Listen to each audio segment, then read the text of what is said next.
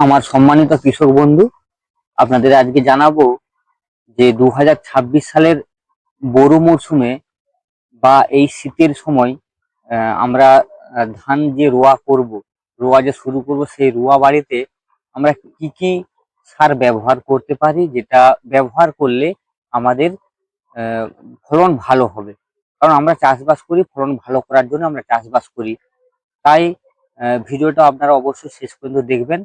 না কোন সারটা দিলে ভালো রেজাল্ট হবে, এই ভিডিওর মধ্যে আপনাদেরকে ফুল ডিটেলস প্রত্যেকটা সার, অর্থাৎ ডিএপি, এসএসপি বা টিএসপি 10-26 সমস্ত রকমের সার ব্যবস্থাপনা ভেঙে ভেঙে আপনাদেরকে বোঝানো হবে। এবারটি আপনারা খরচা কম যে সারটাই, সেই সারটা আপনারা ব্যবহার করে অথচ রেজাল্ট ভালো, সেই রকম আপনাদের বুদ্ধিমত্তার সহিত আপনারা সেই কাজটি করবেন। অবশ্যই ফুল ডিটেলসে আলাদা থাকবে সব সার নিয়ে, বিস্তারিত নিয়ে।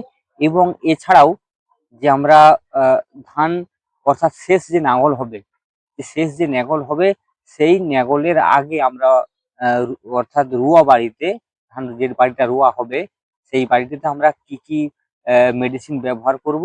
এবং ধান রোয়ার আগে আর একটি হচ্ছে নেগলের আগে কি কি আমরা সার দেব, যাতে করে আমাদের ফলনটি ভালো হয়। আমাদের মেন একটাই উদ্দেশ্য, যাতে আমরা ফলন ভালো পাই। দেখুন, আপনারা ফলনটা ভালো পেলে অবশ্যই আমাদের ভালো লাগবে। কারণ চাষি হচ্ছে আমাদের, ইন্ডিয়া বলুন বা বাংলাদেশ বলুন, চাষি হচ্ছে আমাদের মেন, কিন্তু চাষিদের কথা কেউ ভাবে না। ঠিক আছে, অলরেডি সেই জন্য যাতে আপনারা ভালো ফলন পান, সেই বিষয়ে আমাদের এই সমস্ত ভিডিওগুলো। তাই অবশ্যই এই ভিডিওটি অবশ্যই শেষ পর্যন্ত দেখবেন। ভিডিওটি শুরু করার আগে এগ্রো বন্ধু ইউটিউব চ্যানেলের পক্ষ থেকে আপনাদের সবাইকে আন্তরিক শুভেচ্ছা। যে সমস্ত কৃষক বন্ধু এই এগ্রো বন্ধু চ্যানেলটিকে সাবস্ক্রাইব করেছেন, তাদেরকে অসংখ্য ধন্যবাদ। এবং যারা এখনো এই চ্যানেলটিতে সাবস্ক্রাইব করেননি, তাদের কাছে অনুরোধ রইল আপনারা চ্যানেলটিকে সাবস্ক্রাইব করে নেবেন। কারণ এই চ্যানেলটির মাধ্যমে নিত্য নতুন যে কৃষি রিলেটিভ সমস্ত রকমের ভিডিও, আলু, ধান, সরিষা, যে কোনো কৃষি রিলেটিভ সমস্ত রকমের ভিডিও আপনারা এই চ্যানেলের মাধ্যমে আপনারা পেয়ে যাবেন। ভালো মন্দ অবশ্যই আপনারা এই ভিডিওটা অবশ্যই আপনারা দেখবেন, তাতে আপনারা উপকৃত হবে।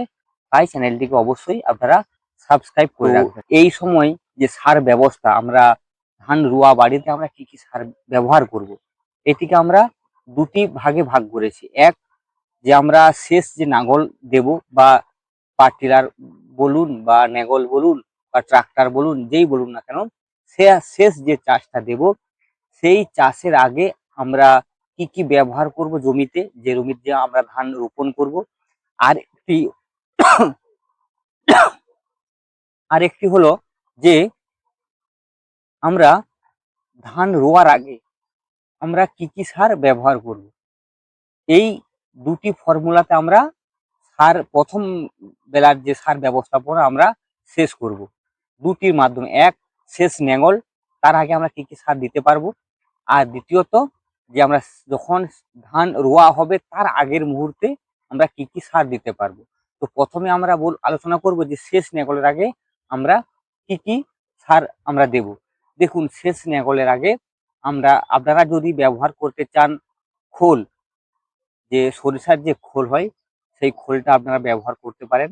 এতে জমির গুণগত মান বাড়বে এবং খোলের মধ্যে নানা রকমের মাইক্রো নিউট্রিশন থাকে, যেটি গাছের পক্ষে খুব উপযোগী।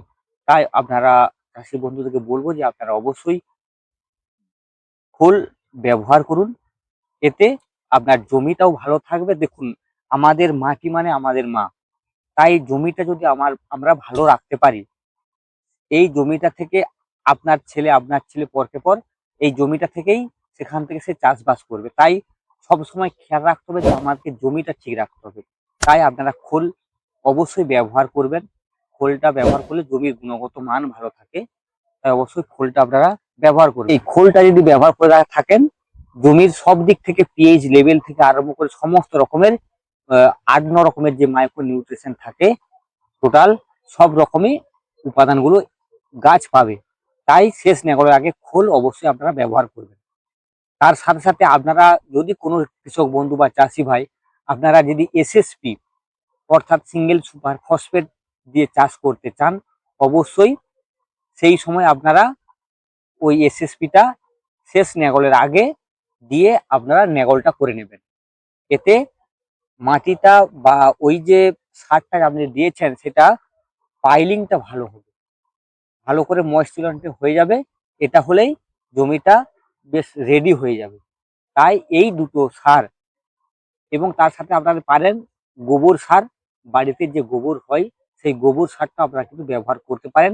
ওটা নেগলের আগে, শেষ নেগলের আগে অবশ্যই এই যে ৩-৪টা উপাদান আপনারা ওটা ব্যবহার করতে পারেন। এতে মাটি ভালো থাকে। কৃষক বন্ধুকে বলবো যে ভিডিওটা একটু বড় হয়ে যাবে, আপনারা দয়া করে একটু দেখে নেবেন, কারণ অনেক বিষয় নিয়ে আমরা আজকে আলোচনা করবো ফুল ডিটেলসে, তাই ভিডিওটা একটু বড় হয়ে গেলেই আপনারা একটু কষ্ট করে দেখে নেবেন। কৃষক বন্ধু, আমরা যদি এই ধান চাষের জন্য যে আমাদের 5 রকমের মূল উপাদান আমাদের লাগে, মূল 5টি রকম উপাদান আপনাদেরকে জানাবো যে কি কি 5 রকম উপাদান। এই 5 রকম উপাদান যদি ঠিকঠাক সময়ে আমরা যদি ব্যবহার করতে পারি, অবশ্যই আপনারা ভালো মাপের এবং ভালো মানের ধান কিন্তু আপনারা অবশ্যই পাবেন। তা সেই 5টি রকমের যে উপাদান সেটি আজকে প্রথমে আপনাদের জানাবো, তারপর ভিডিওটি আগে নিয়ে যাব। তাহলে 5টি রকমের যে উপাদান সেগুলো কি কি? 1 নম্বর উপাদান রয়েছে ফসফরাস বা ফসফেট, 2য় নম্বর উপাদান রয়েছে নাইট্রোজেন, 3য় নম্বর উপাদান রয়েছে পটাশ, 4র্থ নম্বর রয়েছে ক্যালসিয়াম, 5ম নম্বরে আছে সালফার। এই 5 রকম উপাদান আমাদের ধান চাষের জন্য একবারে গুরুত্বপূর্ণ, এই 5টি উপাদান। তাই এই 5টি উপাদান ছাড়া আমরা আর কোনো উপাদানের কথা ভাবতে পারি না। এই 5টি উপাদান আমাদের মাটিতে অবশ্যই ব্যবহার করতে হবে, তাতে আমাদের ধান গাছও ভালো থাকবে, ধানের পুষ্টি হবে, ধানের রোগ জ্বালা কম হবে, ফলন ভালো হবে, সব রকম দিক থেকে কিন্তু সেফটি আমরা পাবো। এই 5টি উপাদান আপনাদেরকে মাথায় রাখতে হবে। তাই এই 5টি উপাদান আমরা কোন কোন সারের মধ্যে দিয়ে পাবো সেটি আজ আপনাদেরকে জানাবো। ডিএপিতে কি কি পাবো, সুপার ফসফেটে কি কি পাবো, টিএসপিতে কি কি পাবো, 10-26-এ কি কি পাবো, বা কোনটা কত পরিমাণ দিলে আপনারা সেই যে পরিমাণটা ক্যালসিয়ামের পরিমাণ বা ফসফেটের পরিমাণ বা পটাশের পরিমাণ আমরা পাবো, ফুল ডিটেলসে আমরা আলোচনা করব। বা বিঘা পিছু বা 33 শতকের উপর আমরা কত পরিমাণ দেব ফসফেট বা নাইট্রোজেন বা পটাশ, ফুল ডিটেলসে আমরা আলোচনা করব। তাহলে আপনাদেরকে মনে রাখতে হবে যে 5টি উপাদান আমাদেরকে অবশ্যই ব্যবহার করতে হবে ভালো ফলন করার জন্য। চাষি বন্ধু, আমরা প্রথমে ডিএপি নিয়ে আলোচনা করব। যে আমরা যদি ধান রোয়ার সময় যদি আমরা ডিএপি কাদাতে ডিএপি দিয়ে প্রথমে চাষ মানে ধান রুই, সেখানে আমাদের ওর মধ্যে কি কি উপাদান আমরা পাবো বা এক্সট্রা ভাবে কি কি আমাদের দিতে হবে। তাহলে আপনাদেরকে মাথায় সবসময় রাখতে হবে যে আমাদেরকে 5টি উপাদান আমার জমিতে দিতে হবে। তা ডিএপির মধ্যে কি কি আছে? ডিএপি মধ্যে রয়েছে, ডিএপির যে ফুল ফর্ম সেটা হচ্ছে di ammonium phosphate, DAP, di ammonium phosphate. ডিএপির মধ্যে পার্সেন্টেজ কত আছে?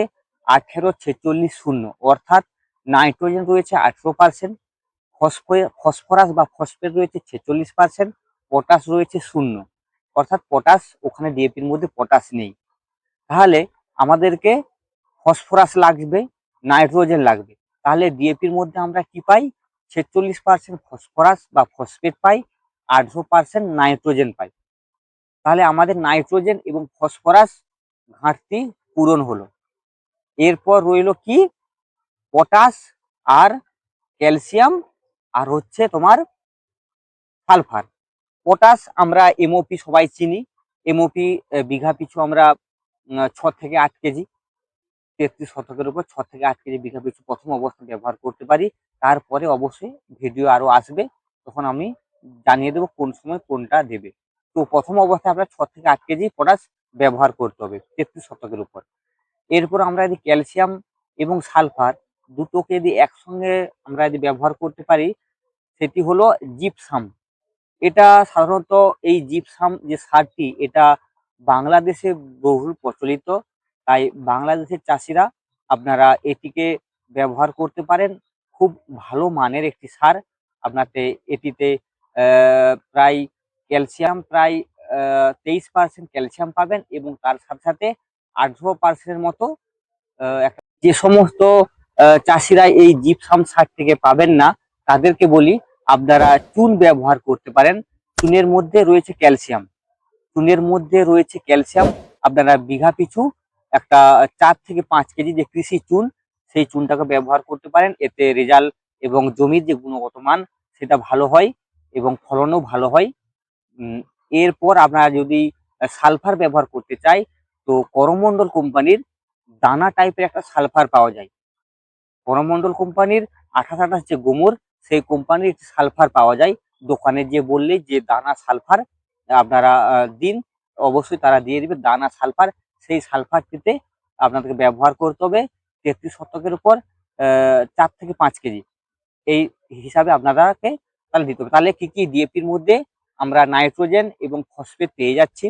এক্সট্রা ভাবে কিনতে হচ্ছে কি মানে দিতে হচ্ছে পটাশ দিতে হচ্ছে, আর সালফার আপনারা জিপসাম ব্যবহার করতে পারেন, যদি পান জিপসাম ব্যবহার করবেন, নচেত ক্যালসিয়াম মধ্যে রয়েছে চুন, চুন ব্যবহার করতে পারি এবং তার সঙ্গে দিবেন আপনার গোমর সালফার। তাহলে আমাদের ডিএপি দিয়ে চাষ প্রথম অবস্থায় এইগুলো দিতে হবে ডিএপি দিয়ে চাষ রুইলে, ঠিক আছে। আর আরেকটা কথা চাষিকে বলে রাখি, যদি আপনারা প্রথম অবস্থায় ডিএপি দিয়ে চাষ রোয়া হয়, সেখানে প্রথম অবস্থায় নাইট্রোজেন আর দেওয়ার দরকার নেই। সেকেন্ড অবস্থায় অর্থাৎ সেকেন্ড অবস্থায় যে একটি মিনি চাপান আপনাদেরকে দিতে হবে। দেখুন, এই ডিএপি সারটা বা এই ইউরিয়াটা গাছের ক্ষেত্রে খুব অল্প, কারণ 100 কেজির মধ্যে 18 কেজি নাইট্রোজেন আছে ডিএপির মধ্যে। তাই আপনারা ঠিক 7 থেকে 8 দিনের মাথায়, জোর 10 দিনের মাথায় আপনারা মিনিমাম 700 গ্রাম করে আপনারা কাঠা পিছু ইউরিয়াতে আবার দেবেন। কারণ ওই 10 দিন পর নতুন করে আমাদের জমিন থেকে যে আমরা ধান রোয়া যেটা হবে, সেটা 10 দিন পরে ওখান থেকে নতুন পাশ কাঠি বেরানোর চান্স সব থেকে বেশি। আর ওই সময় যদি আমরা ওই নাইট্রোজেনটা ব্যবহার করি, গাছ ওইটা সবসময় ভালো খেতে ভালো পায় এবং ভালোবাসে। তাই ওই 10 দিনের মাথায় আপনারা অবশ্যই প্রায় 600 থেকে 700 গ্রাম কাঠা পিছু আপনারা ইউরিয়াটা ব্যবহার করবেন। এতে রেজাল্ট আপনাদের ভালো হবে, গাছটা ঝাড় করবে।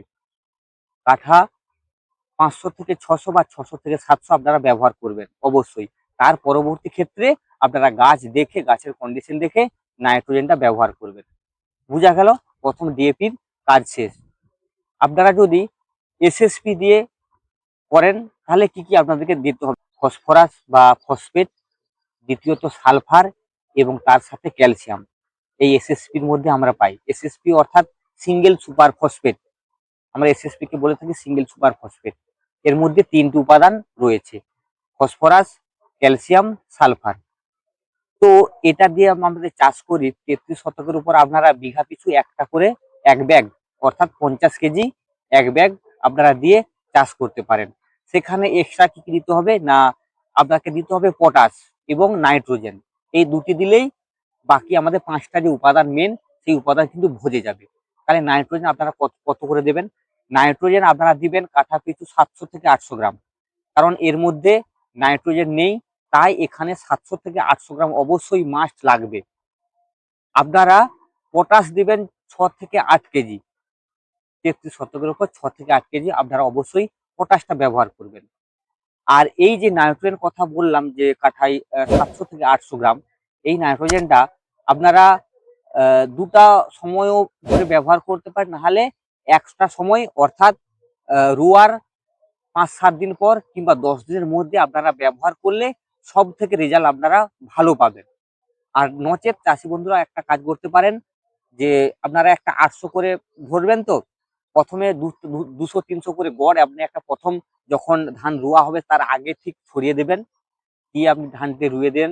তারপর 10 দিনের মাথায় বাকি যেটা থাকবে আপনার সেই হিসাবে ছিটিয়ে দিন।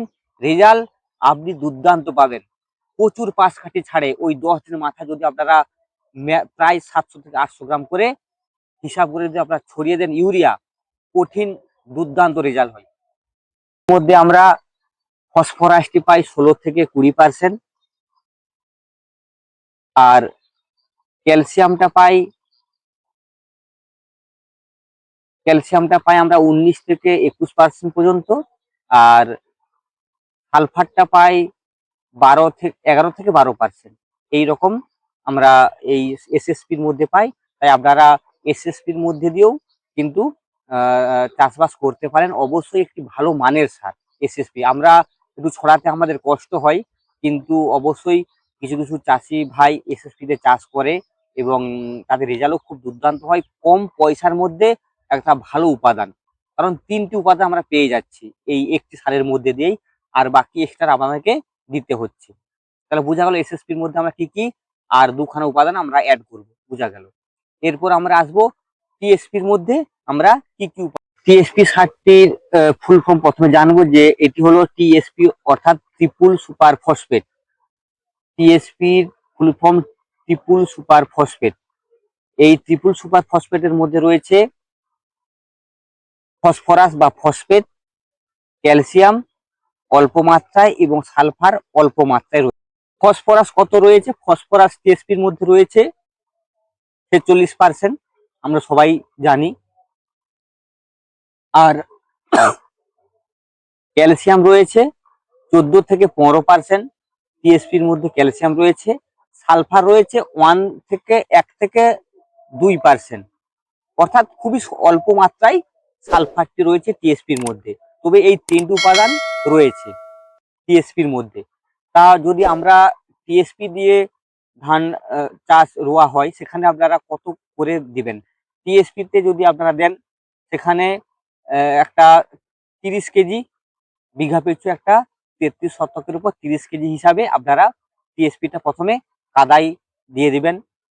এরপর যে আরো যে এক্সট্রা যে পটাশ বলো নাইট্রোজেন, এটা কত করে দেবেন?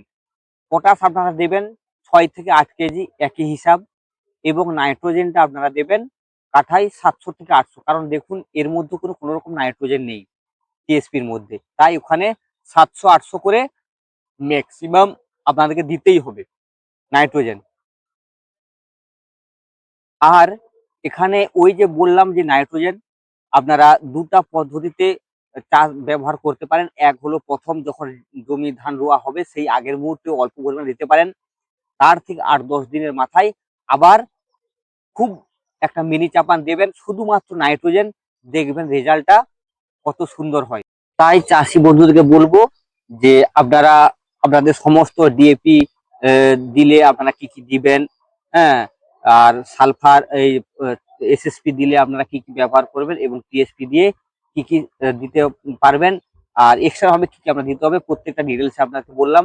তো যদি আপনারা খোল টোল ব্যবহার করেন, অবশ্যই আমি যে এই উপাদানগুলো বললাম এত এত পরিমাণে আপনারা দিবেন, রেজাল্ট কিন্তু আপনারা অবশ্যই পাবেন। খোল অবশ্যই আপনারা কাঠা কেজি হিসাবে ব্যবহার করবেন 33 শতকের উপর।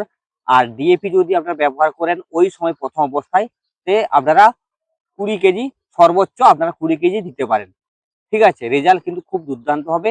আর অন্যান্য যে পরিমাণটা আপনাদেরকে জানিয়ে দিলাম, অবশ্যই আপনারা এই সিস্টেম বা এই ফর্মুলাতে ব্যবহার করুন। আপনাদের জমিও খুব ভালো থাকবে, ফলনও ভালো হবে।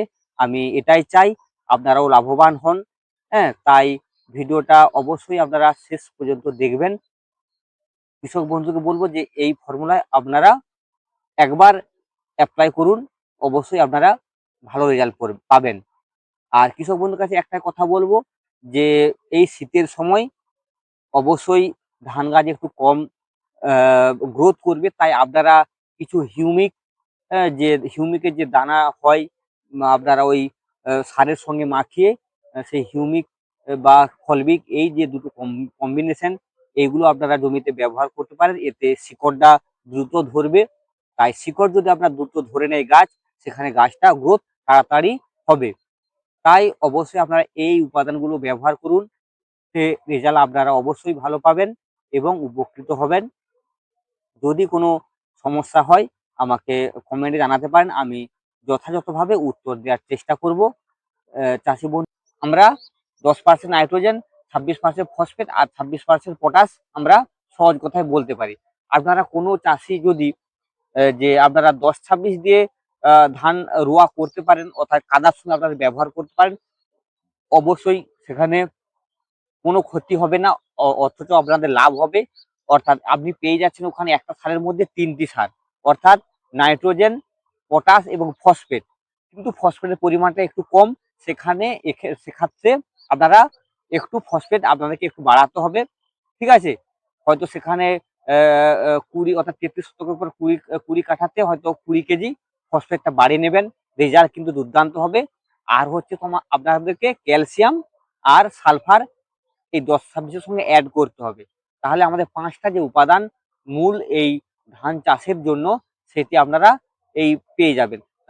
তার জন্য ক্যালসিয়ামের জন্য আপনারা কি এক্সট্রা ভাবে অ্যাড করবেন? আপনারা সবথেকে ভালো যে জিপসাম, যদি জিপসাম পেয়ে যান ভালো, অর্থাৎ 4 থেকে 5 কেজি জিপসাম আপনারা ব্যবহার করে দিবেন 33 শতকের উপর। আর যদি জিপসাম না পান তাহলে সেক্ষেত্রে চুন ব্যবহার করতে পারেন জমিতে, ক্যালসিয়ামের ঘাটতি মিটে যাবে। আর হচ্ছে আপনারা ব্যবহার করতে পারেন গোমর সালফার। গোমর যে কোম্পানির যে সালফার রয়েছে, দানা সালফার, সেই সালফারটি আপনারা ব্যবহার করতে পারেন। এখানে এই যে উপাদানগুলোর মধ্যে 10-26 আপনাদের রেডি হয়ে যাবে। 10-26 দিয়েও কিন্তু আপনারা চাষবাস করতে পারেন খুব সুন্দর।